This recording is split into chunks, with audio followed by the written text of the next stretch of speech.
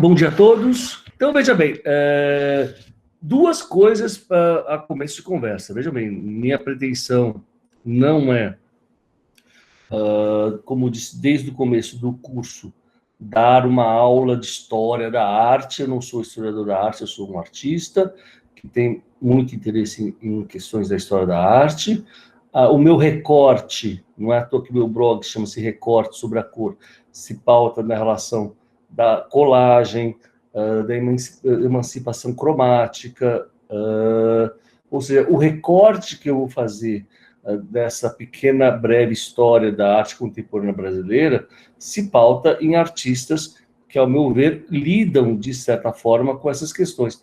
Eu jamais teria a pretensão de, numa aula de 1 hora e 15 minutos, poder falar de todos os artistas brasileiros. Seria totalmente insensato, né?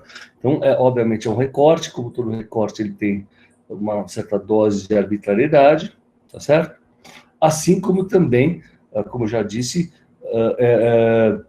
eu descolei a arte contemporânea brasileira da arte contemporânea em geral, apenas por motivos didáticos, porque hoje em dia,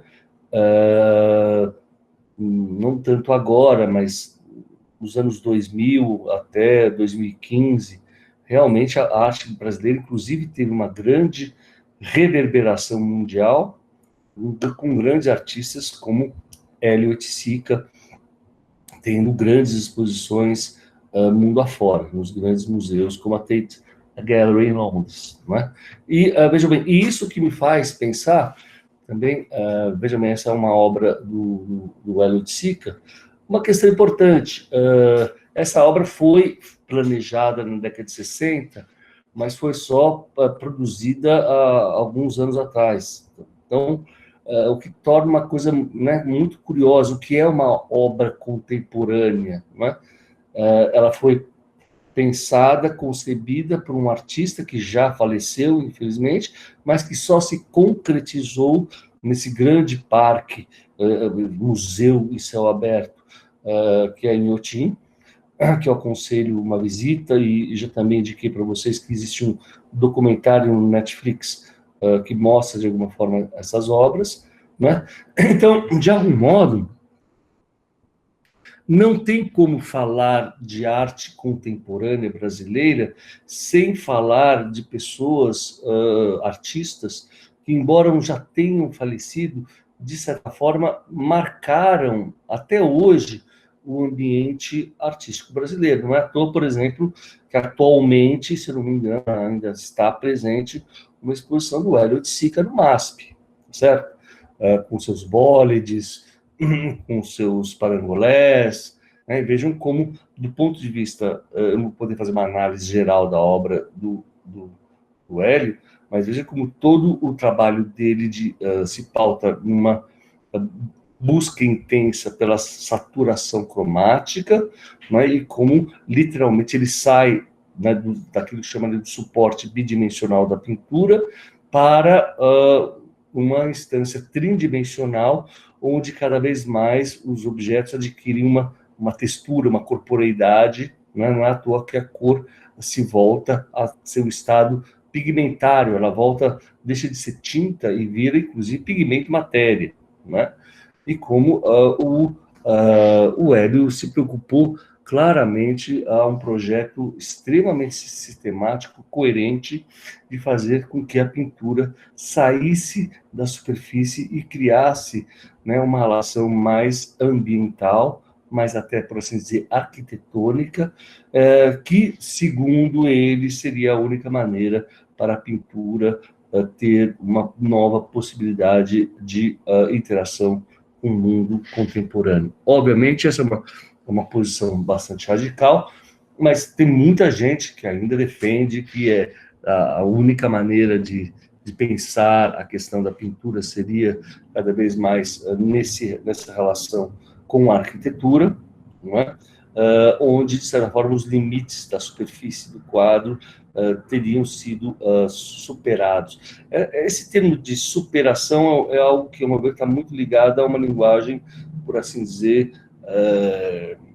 teleológica finalista do modernismo, onde tudo tem que ter um começo, meio e fim. Ou seja, embora o Hélio tenha feito trabalhos incríveis, esse discurso, o seu texto já altamente articulado, essa ideia de uma finitude da própria pintura também é algo que, por assim dizer, é discutível.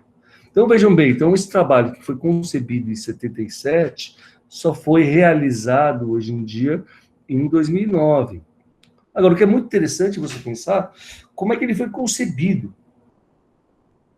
Ele foi concebido com pequenas maquetes de papelão que o Hélio guardava e organizava com um espírito de documentação. A gente falou com essa questão da documentação, da catalogação, é algo que está muito ligado ao espírito da colagem, né?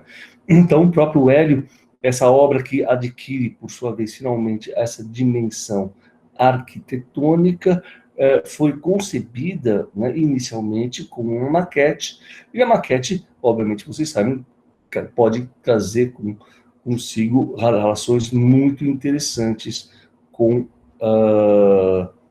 na relação da arquitetura com o espaço.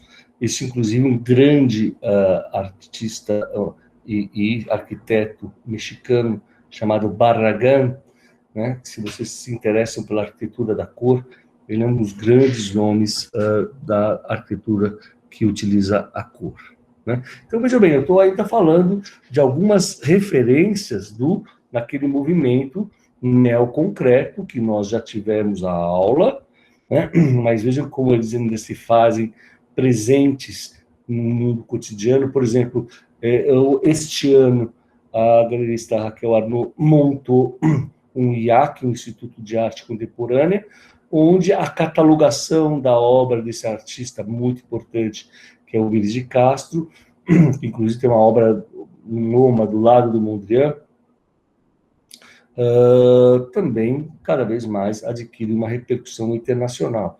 O que é interessante vocês pensarem como também a fabricação dos seus objetos muitas vezes passava por esse processo do corte, da dobra, da construção de pequenas maquetes, e assim por diante, né? Também Mira Schendel, vejam como Mira Schendel, uma grande artista, hoje em dia, realmente de alcance internacional, ela é representada por uma das maiores galerias do mundo, Suíça. Ela é suíça, passou pela Itália, foi para o Rio Grande do Sul, depois veio para São Paulo. Mas vejam também falar sobre a obra dela, algo bastante complexo, mas no que tange ao nosso estudo sobre a colagem, veja como, desde cedo, a Mira se interessou muito pelo uso do papel japonês, pelo uso da monotipia, pelo uso do recorte, pelo uso da sobreposição, pelo uso da transparência, pelo uso de uma ocupação do espaço ambiental que também fugia, né, de uma relação estática da obra com o seu ambiente. E mesmo nos trabalhos mais posteriores de pintura, veja como ela recupera uma dimensão simbólica da cor, utilizando figuras geométricas com dourado, com uma têmpera saturada. Tem muito essa concepção de lidar com formas geométricas, mas dando a ela uma ocupação, né, no espaço sempre tensionada pela relação entre a forma e a cor, que é algo que a gente viu que aparece muito no advento da colagem, onde você literalmente pesquisa e procura sempre articular essa relação sem condicionar esses objetos a um espaço previamente dado pela perspectiva, né? Então, vejam algumas exposições, a própria maneira como, né, essa grande grafia, essa grafia que é desenho, né, e letra ao mesmo tempo, ela acaba tendo uma disposição em que os trabalhos também dialogam entre si, criando relações de colagens. Colagem, inclusive, como vocês podem ver nos toquinhos, que é esse quadradinho vermelho colado, né, sobre uma superfície laranja, e é claramente um procedimento de colagem, tá?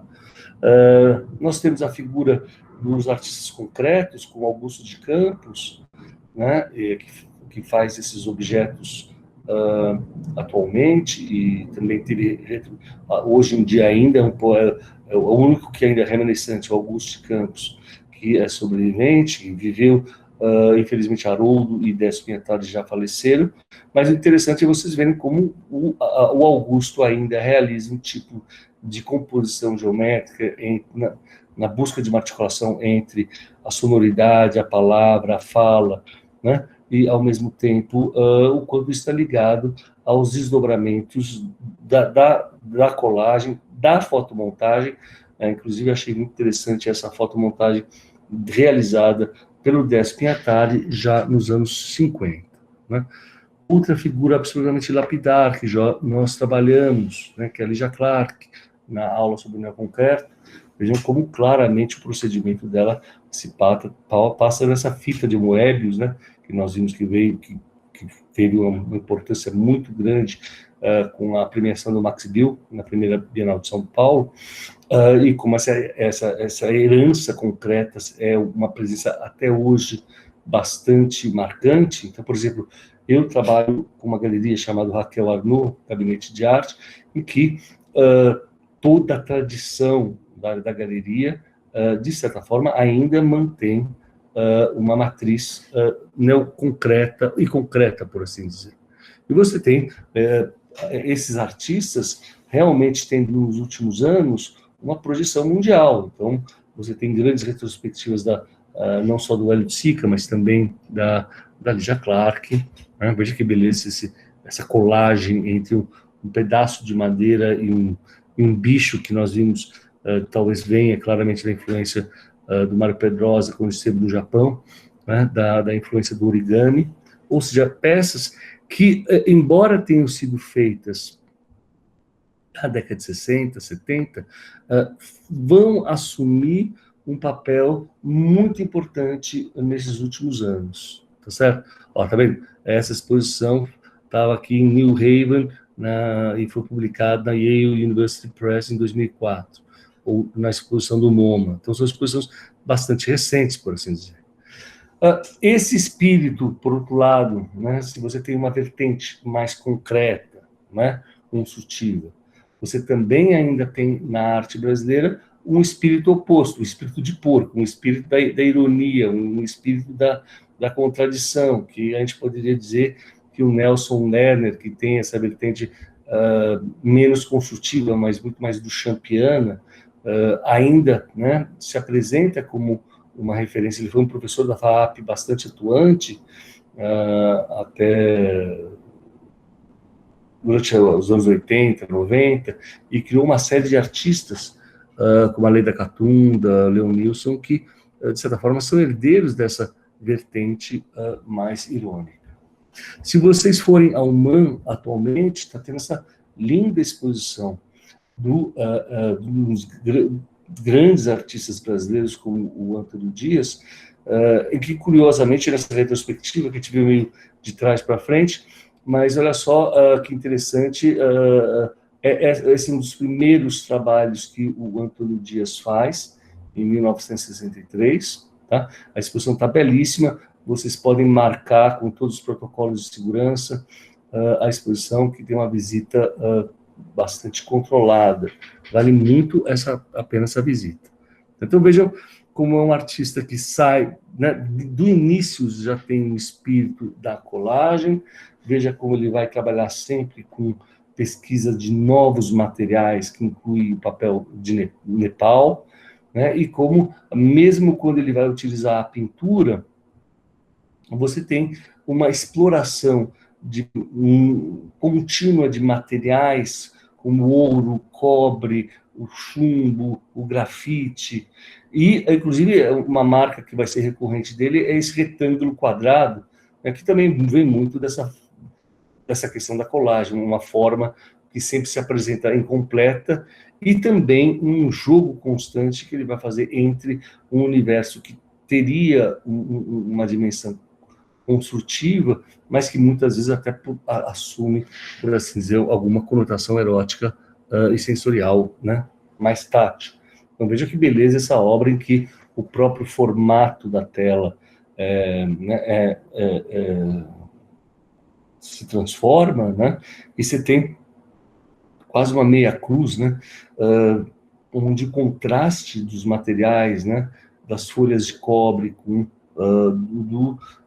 veja bem, do ponto de vista técnico, você tem a acrílica, grafite, óxido de ferro, folha de ouro, cobre sobre tela, e assim por diante. Então, vejam como essa técnica mista se pauta também nessa utilização de obras de uma pintura com formatos distintos, não é? Em que formam um grande todo a partir do contraste das suas diferenças, que é algo que nós falamos bastante também, né, nessa ideia ao longo do curso, de como a colagem sempre se pauta, né, na construção de uma totalidade que é feita a partir dos seus contrastes, né? Então vejam que beleza, né, essa materialização de formas que sempre têm uma certa dimensão geométrica, mas elas, de certa forma, passam pela ação do tempo, né? Elas meio estão se oxidando, elas estão se degradando, elas estão sofrendo a ação do tempo, elas adquirem, por assim dizer, uma certa temporalidade, né? E veja como, inclusive, nessa experiência que ele foi ao Nepal, né, inclusive começou a preparar, em 77, uma série de papéis artesanais, e veja como também é uma obra muito contemporânea, marca quantos artistas jovens seguem esse tipo de composição, e que foi realmente feito pelo Antônio Dias já em 77. Inclusive, olha que interessante essa pintura, chama Calcanhar de Aquiles, em que a própria superfície da tela, né, parece se descolar, né, de um jogo de duas superfícies, é como se fosse uma pele descascada, em que literalmente as coisas vão se sobrepondo como uma espécie de palimpsesto, né? Nós temos também artistas que já tiveram uma importância muito grande da década de 60 e continuam hoje em dia tendo uma importância enorme. Vejam, né, como, de certa forma, é inevitável, mesmo que eu trate de um curso chamado Pintura e Colagem, como, de fato, né, hoje em dia, cada vez mais nós vemos artistas trabalhando em várias superfícies, né, produzindo filmes, instalações. A atividade do artista não fica necessariamente circunscrita a uma técnica específica, a um material específico. Essa é a primeira obra do Cildo, que teve realmente uma grande repercussão já em 87, onde ele fez uma exposição no Beaubourg, na França, e que foi realmente onde deu ao Cildo uma repercussão mundial, né, até por essa força simbólica de você ter moedinhas de cobre de um centavo, junto com uma pirâmide de hóstia e toda essa composição feita à base de ossos. Claramente vê enquanto esse trabalho, chamado Missões, tem um peso simbólico muito forte, né? Ele também vai fazer essa instalação linda, que está no Inhotim também, chamada Desvio para o Vermelho. Claramente ela tem uma relação muito forte com essa obra-prima do Matisse, que é o grande quadro que marca a emancipação da cor como um elemento autônomo e expressivo, né, na pintura modernista. Mas, ao mesmo tempo, claro que, pelo fato de ser feito em 67, você tem, inclusive, né, se você entra pela direita, você vai ver um cano, uma torneira soltando um líquido vermelho. Então, claramente, você vê como também você tem uma pintura, uma obra, como diz como o Cildo sempre, de certa forma, de algum modo, assume na sua trajetória, uma obra de caráter fortemente político, né? Esse é um dos trabalhos mais lindos que eu já vi, uma das instalações mais incríveis, talvez a instalação que mais me comoveu, assim, na minha vida. Isso também está em Inhotim, que chama-se Através, e o que é incrível, né? Porque você entra nesse ambiente e você começa a pisotear um vidro quebrado. Então você tem, lembrem aquela questão que nós falamos tanto da sinestesia, né?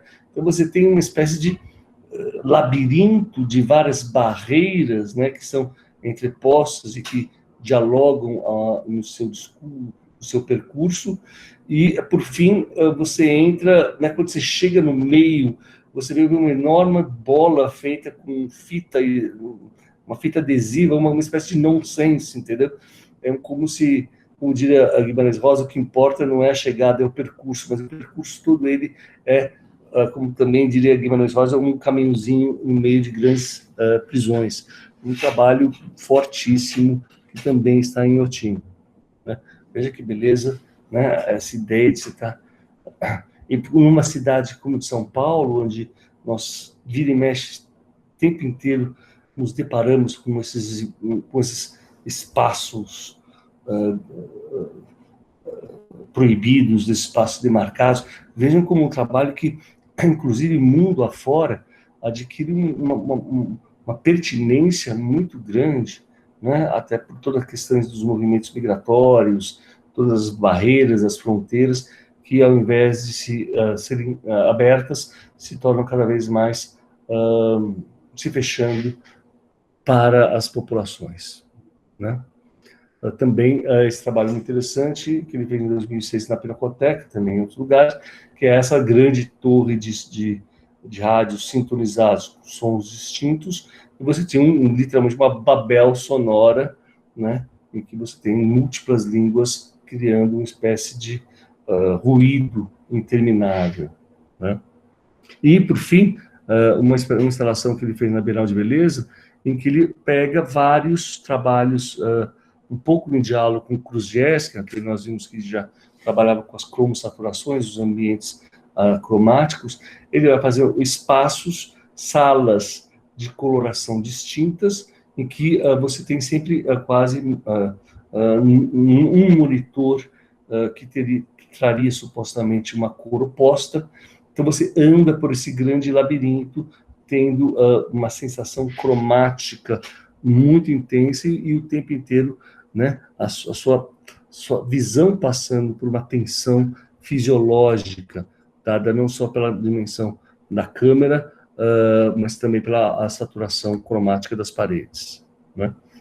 Nós temos um grande artista que é o Tunga, que infelizmente faleceu, acho que já 4 anos atrás, também um dos maiores artistas brasileiros, que teve uma carreira também internacional. Veja bem, essa é uma instalação que ele faz no Louvre, então mostra como o Tunga é um artista que teve uma repercussão, né? Esses artistas que, de certa forma, foram seguidores dessa herança neoconcreta, realmente conseguiram dar continuidade a uma pesquisa extremamente experimental da liberdade artística na incorporação de novos materiais. Veja como ele trabalhava com ímã, com ferro, também com uma dimensão muito simbólica da caveira, dos pentes, dos tacapes. Um trabalho que claramente teria não tanto uma voz política, como o caso do Cildo, mas claramente uma certa dimensão de estranhamento de natureza surrealista. E também em Inhotim, aliás, parece, se vocês forem ver as entrevistas, foi justamente o Tunga que consegue convencer o Bernardo Paz a transformar a sua coleção de arte moderna nesse grande museu de arte contemporânea ao ar livre. E vale muito a pena ver essas instalações, pelo menos, se não for presencialmente, pelo menos nesse filme, né? E ele vai fazer também uma grande instalação saturada de cor, né, como o Cildo, chamado True Rouge, onde ele está utilizando vários objetos que absorvem a cor, como o Viclan. Então ele pega as esponjas, coloca líquidos e cria essa grande trama, né, cromaticamente saturada, que também está em Inhotim. Ele realiza também uma série de outras instalações. Veja que bonita é essa chamada almas laminadas. Veja como você tem algo do espírito do laboratório, não é? Da pesquisa. Olha como isso, de certa forma, esse trabalho se torna contemporâneo pelo que a gente está passando hoje em dia na pandemia, né? Então, né, na nossa vida depende de toda essa pesquisa né, que está sendo feita hoje em dia. E aí esses grandes alfinetes, então, você tem um ambiente de um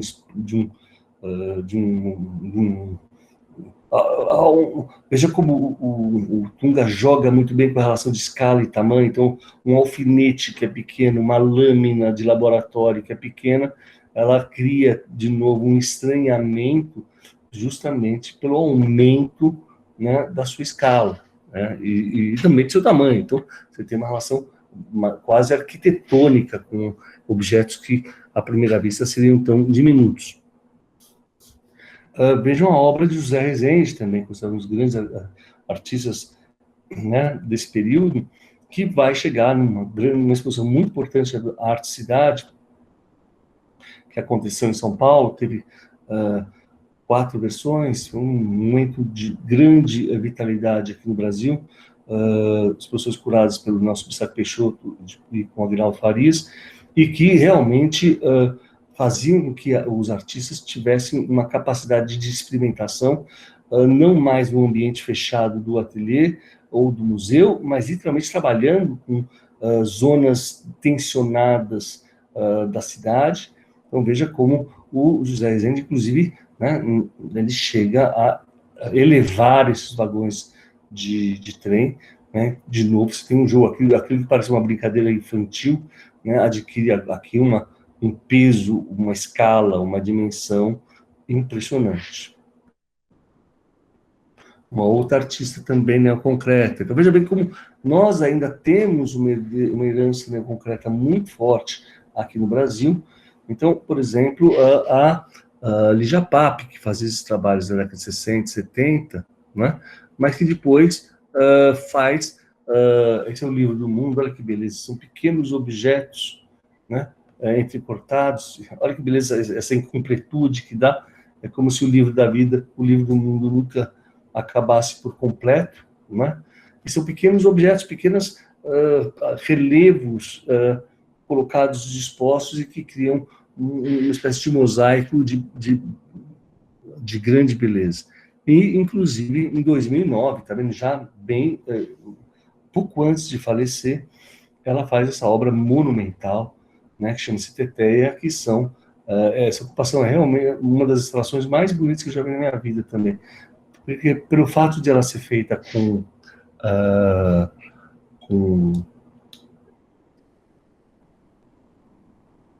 um fio de ouro, e pelo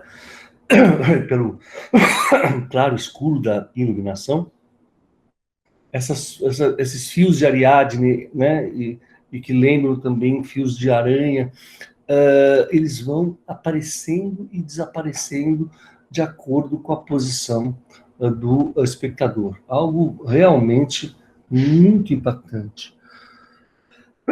Temos trabalho também de um artista dessa natureza irreverente, como Arthur Barro, que faz grandes desenhos da parede e ficou muito conhecido também pelo livro de carne. Olha só, imagine você fazer um livro de carne, não é? Então veja como também é um artista que tem também um trabalho de um forte teor político. Atualmente, a figura do Valtercio Caldas, né, considerado um dos maiores artistas brasileiros também, veja como ele trabalha principalmente utilizando essas formas em que o vazio cheio o espaço, o vazio, de certa forma, incorpora o espaço de uma volumetria. Veja bem, sem a guitarra do Picasso, jamais nós teríamos esse tipo de ocupação, né, onde você imagina corpos com determinado volume, mas esse volume é permeado pelo próprio vazio.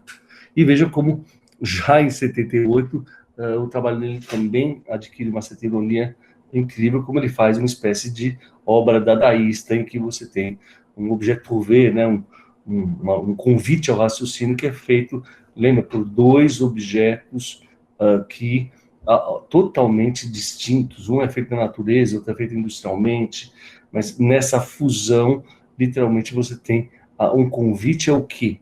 A sua capacidade sintética de imaginar que no encontro desses elementos tão díspares haja a possibilidade de um novo animal, de um novo bicho, né?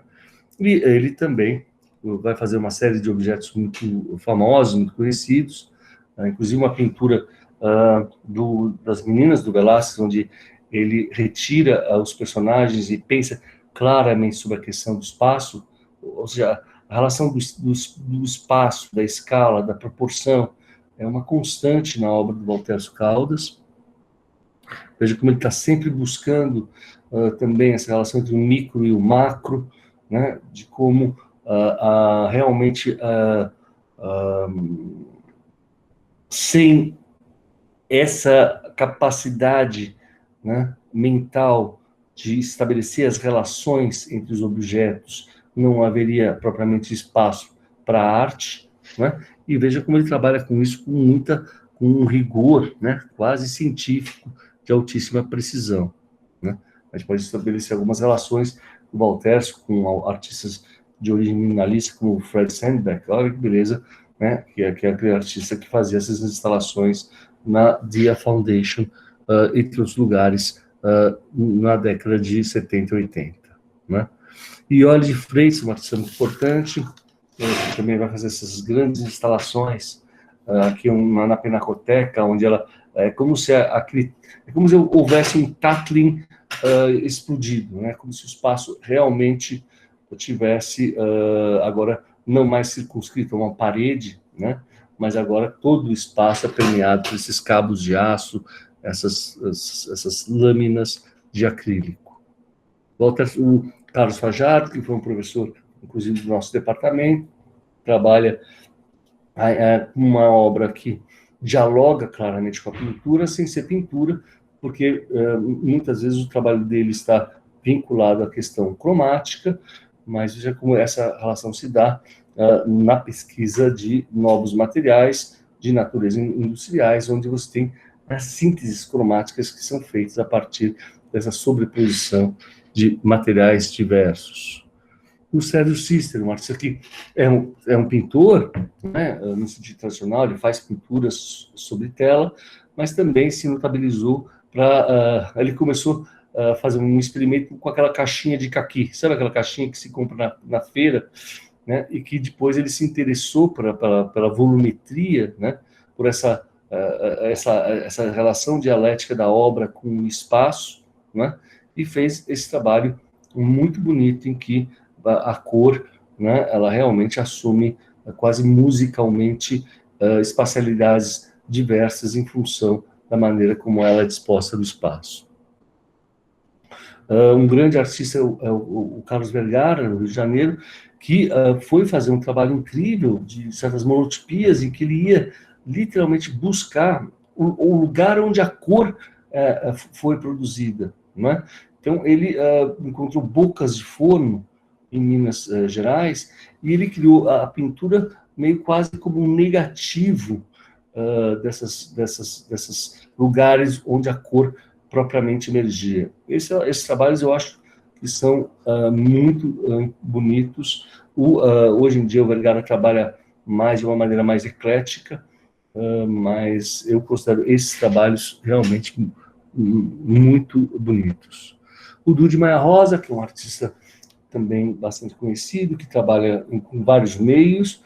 Então, tem essa série em que ele trabalha, de novo, veja bem, o espírito da colagem, que é a incorporação de materiais de natureza industrial, né, no caso do fiberglass, né, e veja como você tem toda uma geometria que ela é feita, né, quase como de maneira negativa no chão, né, como uma espécie de moldagem, e pelo fato da pintura ter a pintura ela mesma sendo seu próprio suporte, você não tem aquela relação tradicional da pintura sobre a tela, né? Você tem uma relação em que o objeto, a pintura adquire um aspecto meio objetual e adquire uma certa translucidez que é dada literalmente pelas relações entre os materiais que não são materiais artísticos tradicionais, né? E justamente agora, gente, olha só, ele está planejando para o ano que vem essa exposição que é feita com Lego. Olha só, nós já discutimos como o Lego quase é um advento clássico da colagem, né? E veja como ele cria agora esses objetos, né, feitos à base de Lego, que criam que é uma relação meio lúdica, ao mesmo tempo arquitetônica com o espaço, né? Também algo totalmente tributário da colagem. Como a obra da Leda Catunda, desculpa, que a aluna do Nelson Lerner, que vai, né, se notabilizar para expandir o universo pictórico ao incorporar vários tecidos, várias tramas, muitas vezes vai fazer impressões nessas tramas e vai conferir ao trabalho uma enorme organicidade. Essa é uma expressão que ela fez no Tubeltac. Veja né, o quanto o trabalho dela adquire uma dinâmica, né, onde realmente você tem sempre uma busca em romper com um aspecto formal, tradicional, né, geométrico, né, da pintura, e mais, por um lado, há uma linguagem de natureza mais pop, onde as figuras assumem, por assim dizer, um aspecto mais orgânico, mais fluido, há uma dualidade entre imagens apropriadas, imagens ready-made, como nós vimos, com imagens mais, com pinturas de natureza mais gestuais, mais livres, né?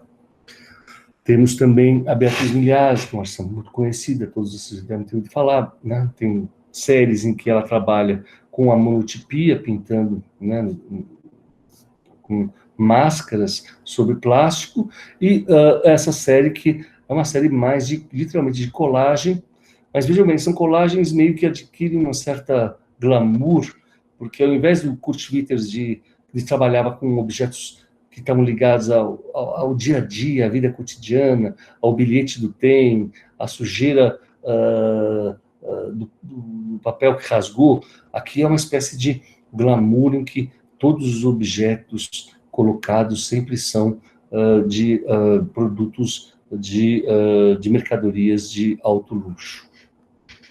Né? O Daniel Senise, que também um pintor bastante conhecido, veja como o próprio processo de construção dele, que não é um processo pictórico, mas um processo negativo, em que ele cria uma estrutura em que ele vai pegar a sujeira do chão, né? Então ele vai colocar uma lunita, depois rasgar essa lunita em pequenos fragmentos e criar um grande mosaico, que claramente tem sempre uma natureza arquitetônica muito forte, bem como também, no seu trabalho mais recente, ele faz algumas um pouco claramente em diálogo com Kiefer. Veja como ele trabalha com a fotografia, onde ele sobrepõe uma série de objetos. Oi. Esse do Senisa, né, que foi o anterior, tem alguma coisa com letra, caligrafia no trabalho, não? É só... Não, é mais arquitetônico. Ele não trabalha muito com letra, não. É mais, sempre tem uma... Aliás, teve uma exposição importante dele há, acho que 1 ano no Tomiotac, tá? Entra no Tomiotac e dá uma pesquisada. O trabalho dele, ele vem de uma geração meio, né, da geração 80, né? Mas o trabalho dele claramente foi ficando mais refinado, mas, ao meu ver, não é um trabalho de grande cromatismo, mas, ao mesmo tempo, tem uma dimensão arquitetônica muito interessante, né?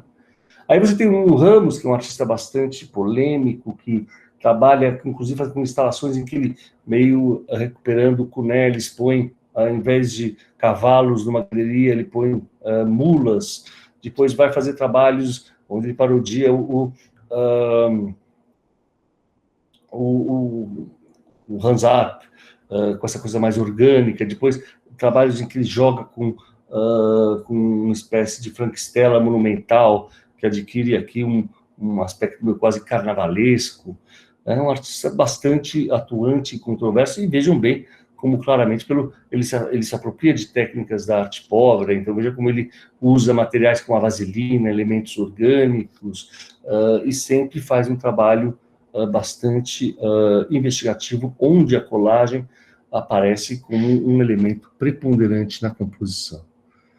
Já temos aqui, por exemplo, o Rodrigo Andrade, que é um artista que trabalha, por um lado, com blocos de tinta, mas tintas com grande espessura, criando uma tensão com o espaço vazio, e, ao mesmo tempo, pinturas muito bonitas, a meu ver, em que ele consegue, com grande maestria, fazer pinturas que têm um clima meio cinematográfico, noturno, e o que é impressionante é um pouco a força da matéria, né, que quando você se aproxima, você vê uma pintura que, embora de longe assuma uma natureza fotográfica, quando você se aproxima, ela tem um caráter extremamente pictórico pela quantidade. Veja bem, todos esses quadrados pretos são feitos com máscara, então veja para, né, o esforço de se colocar, né, uma pintura de 2,40 por 3,60, uma placa, né, de óleo dessa dimensão. Paulo Monteiro também é um artista, todos eles artistas que fizeram parte da Casa 7, né? Paulo Monteiro, Nuno Ramos, Carlos Carvalho, todos eles que vinham de uma linhagem neo-expressionista nos anos 80, vejam como cada um adquiriu uma poética própria, totalmente singular, cada um seguindo o seu caminho, uns de natureza mais minimalista, outros de natureza mais expressiva, né? Mas todos eles tendo uma capacidade muito alta de exploração dos seus diversos meios. Então, veja como o Paulo trabalha com vários formatos, em que ele corta e depois funde, faz uma espécie de milca de casco, que ao invés de ser o aço cortado, é um objeto de argila que cobra, ao ser fundido, ele parece um bicho que adquire quase uma vitalidade. Veja como ele rompe, recorta também a própria tela e faz com que ela assuma a sua condição meio de quase de um fragmento de um tecido do mundo. O Paulo Pasta, que todos vocês conhecem, também um pintor bastante atuante. Veja só, né, do ponto de vista da composição, aqui ele utilizando não propriamente da colagem, mas veja o fato de ele utilizar a fita, né? Veja como a fita é importante, né, como foi para Mondrian na ideia da composição dos vários planos, né?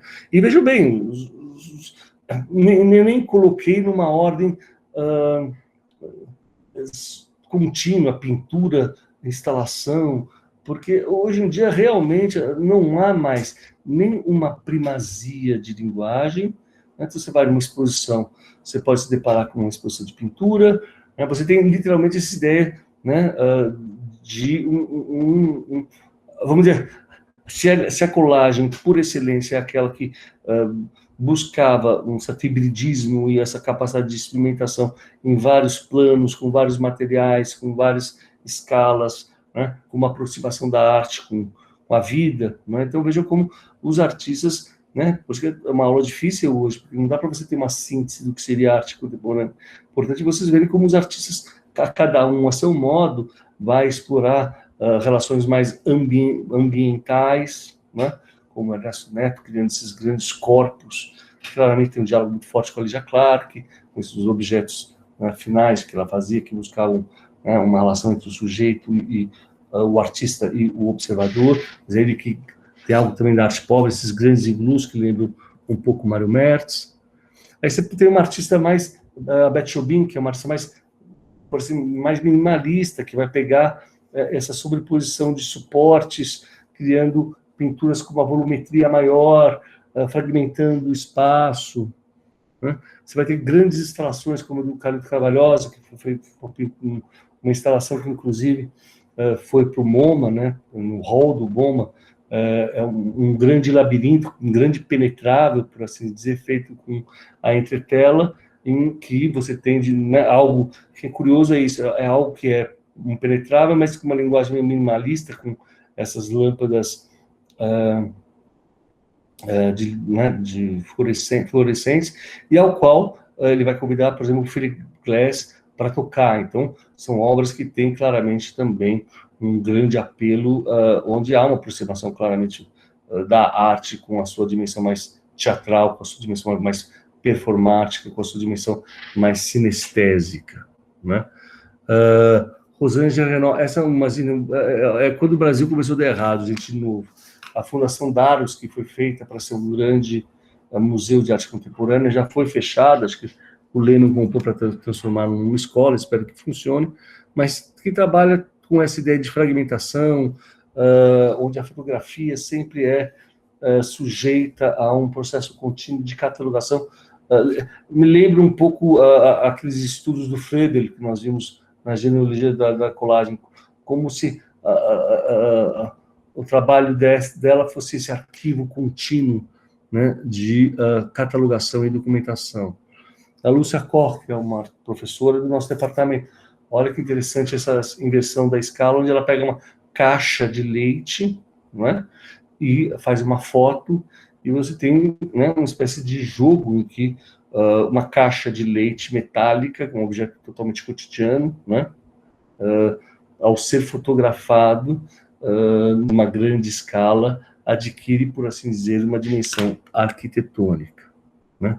A Estela Sokol, uma artista também muito interessante, que trabalha, olha só, uma grande superfície onde você tem parafina, gesso, espuma, feltro, mármore, um jogo contínuo de vários materiais, né? Onde você tem sempre arranjos, né, de objetos que vão criando, né, pequenas arquiteturas, pequenas volumetrias, né, numa linguagem extremamente delicada e poética.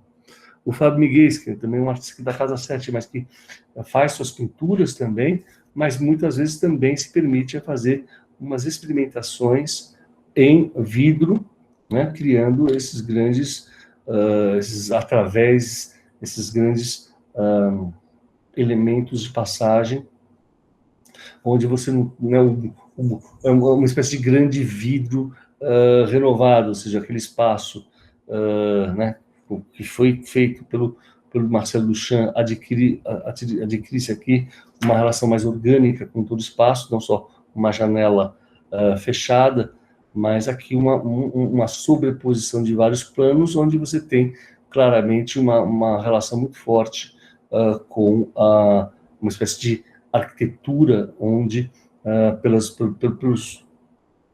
momentos em que as imagens são bloqueadas ou as frestas se entreabrem, você estabelece uma relação nova com o ambiente. O Irã do Espírito Santo, um artista também bastante conhecido, veja como ele trabalha, né, numa vertente mais minimalista, não é? Então, dois vidros criando esse deslocamento, aquele desenho que cria uma certa ilusão ótica, um copo de vidro que não é de vidro, ele é todo ele de vidro, mas parece que tem água e não tem, né? O José Espanhol, professor da Unesp, vai fazer um trabalho no hall central da Pinacoteca, onde ele levanta esses barcos, né, com essas hastes de bambu, e você tem uma relação sempre de tensão, né, onde parece que tudo vai desabar, né, e inclusive recentemente ele vai fazer em 2019 na Bienal de Coimbra. Veja como ele trabalha, inclusive, com todo a maneira como ele ocupou muito bem o espaço dos azulejos, né, criando uma tensão entre toda essa história portuguesa dos barcos, da navegação, e, ao mesmo tempo, no primeiro plano, essa espécie de carcaça, né? Sandra Cinto, também, que vai fazer um trabalho muito delicado de desenho e pintura em superfície, mas, ao mesmo tempo, também cria, né, uma tensão um espaço do ambiente à medida em que ela, por exemplo, cria esses pequenos barquinhos, né, que estabelecem toda uma relação lírica com um trabalho que muitas vezes remete à arte japonesa, às grandes ondas, a grande onda do Hokusai, por assim dizer. A Jacques Lerner, que é uma artista bem né, dos anos 80, mas que assume uma relação mais forte com o neoconcreto. Veja como ela parte sempre de uma ideia de colecionismo. Então, naquela época da alta da inflação, ela vai colecionar notas, vai colecionar sacolas, vai colecionar maços de cigarro, e vai fazer ocupações onde sempre, de certa forma, né, esses objetos de uso cotidiano adquirem uma nova forma, uma nova organicidade, uma nova dimensão, uma nova função. Então, mas o artista como o Antônio Malta, que é da geração do Rodrigo Andrade, também da Casa 7, que faz um trabalho claramente onde você tem a composição é feita pelo contraste de campos, que nós vimos vem muito da colagem. Uma exposição belíssima foi feita em 2019 da Fernanda Gomes. Veja como ela ocupou todo o espaço da Pinacoteca, criando situações muito delicadas, né? Então, imagine que legal, essas duas cadeiras com um livro, pequenas pecinhas que estão ali, tudo parece meio... parece que você entra na exposição e parece que você não tem uma exposição montada, você tem uma exposição em montagem, né? Então, veja como isso trabalha claramente com essa ideia do processo, dessa ideia que a obra não está sendo exposta como objeto fechado. A sua vitalidade está literalmente em fazer com que o observador crie novas associações, sempre muito livres de natureza poética. Um artista como Emmanuel Nassar, que também na Pinacoteca vai pegar toda uma tradição cultural do Pará e vai criar essa grande ocupação, né, com pinturas em que ele faz uma colagem de grandes placas de alumínio que são retiradas, né, ou seja, totalmente são colagens, são assemblagens. Então, isso não é algo que ele pintou simulando ser um fragmento de uma propaganda de Coca-Cola. Não, literalmente, ele encontrou isso, né, se apropriou disso e deu a e criou todo um ambiente de contraste dessas formas todas, né, fazendo com que a pintura adquire claramente uma força simbólica muito grande. Então, veja, ele joga muito com a bandeira do Brasil, ele joga muito com o próprio nome dele, e você vê como ele joga muito com esse imaginário popular brasileiro, dando a ele um caráter compositivo bastante refinado. Inclusive, essa é uma exposição que ele fez numa Bienal, que é muito interessante, é que ele pediu para que cada cidade, cada município do Pará enviasse a ele a sua bandeira. Né? A Laís Mirra, na Bienal de São Paulo, veja como ela faz, né, no hall central, duas torres, né, que claramente se completam e se antagonizam, né, como se tivesse a torre moderna da sociedade capitalista, aquela que é feita por aço, pelo tijolo, né, pelo concreto, e a outra feita com a terra, com a madeira, com a palha. Né? Você tem esse jogo é como se fosse esse embate entre duas torres gêmeas de culturas totalmente diferentes, com histórias materiais distintas, com métodos construtivos distintos. A gente sabe que a colagem, por excelência, ela evidencia o processo construtivo de uma obra de arte, claramente entrando em confronto aqui. Né? Artistas como a Tatiana Blas, vejam um trabalho todo ela muito delicado de construção dessas perspectivas, mas veja quando ela coloca um cachorrinho nessa cena, veja como a ocupação, a colocação do cachorro não é uma ocupação onde você sente o cachorro literalmente assentado, né, no espaço da pintura. Ele aparece muitas vezes com uma colagem, quase como um decalque, né? Adriana Varejão, em Inhotim também. Realmente, Inhotim é um lugar muito importante para quem quer conhecer a arte contemporânea. Veja como ela faz toda uma ocupação do espaço com esses grandes azulejos e com essa fragmentação do espaço que remete à ruína. Às vezes eu acho que é um pouco alegórico demais quando ela começa a fazer uma certa alusão às tripas. Eu particularmente acho complicado quando o trabalho fica muito alegórico.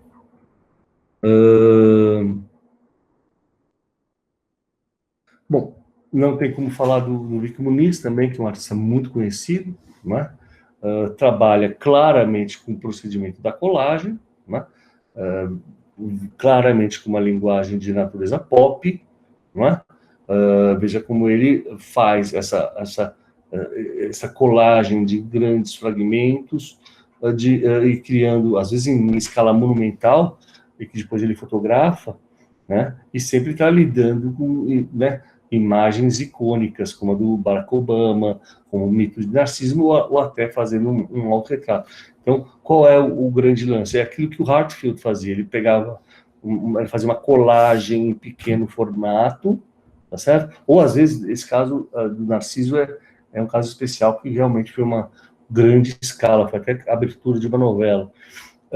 Mas o procedimento dele é trabalhar em pequena escala, usar uma máquina fotográfica de grande capacidade de captação e depois fazer uma fotografia em grande escala, né? Veja assim, Lucas Arruda, um artista que está fazendo muito sucesso hoje em dia, nos seus primórdios, como o trabalho dele claramente remetia a uma pintura de várias narrativas e várias colagens, e como o trabalho dele hoje em dia adquire um caráter mais bucólico, mais melancólico, mais, até por assim dizer, mais tradicional, no certo sentido, né? Bom, gente, por fim, vejam como essa questão da colagem, né, se dá muito, né? Não é à toa que eu tenho um curso chamado Pintura e Fotografia, né, em que atualmente é muito comum que artistas, fotógrafos, façam um cut and paste digital, tá certo? Então, por exemplo, nessa série de coletivos, o Cássio Vasconcelos vai, né, pinçar, né, todas as fotografias aéreas que ele fez, tá certo? No intuito de depois montar um grande painel, né, que é feito digitalmente e depois, graças à qualidade, né, da imagem, ele consegue fazer grandes painéis que são uma miríade de uma colagem digital, né, de vários fragmentos de tomadas fotográficas feitas em tempos diversos, né? Muitas vezes ele joga também, inclusive, com essa dialética entre pintura e fotografia, quando ele faz uma viagem pitoresca em que ele faz fotografias da Amazônia, mas depois, pelo tratamento da imagem, ela se assemelha quase a uma gravura de época dos viajantes. Ou seja, para finalizar, gente, vejam como as novas tecnologias efetivamente permitem que você use cada vez mais o cut and paste, a ferramenta mais sofisticada hoje em dia, para você criar colagens, muitas vezes de escalas monumentais, tá certo? Mas onde, de certa forma, o princípio básico, que nós vimos desde o começo do curso, que é aquele de buscar não mais uma composição unitária a priori, onde as peças são montadas em conformidade com o espaço previamente dado. Agora, pelo contrário, a dinâmica se dá literalmente pelo contraste das formas, né, na sua organização, que se faz muito mais por conflitos do que por afinidades. E isso que, de certa forma, retrata muito o nosso mundo contemporâneo. É isso, gente.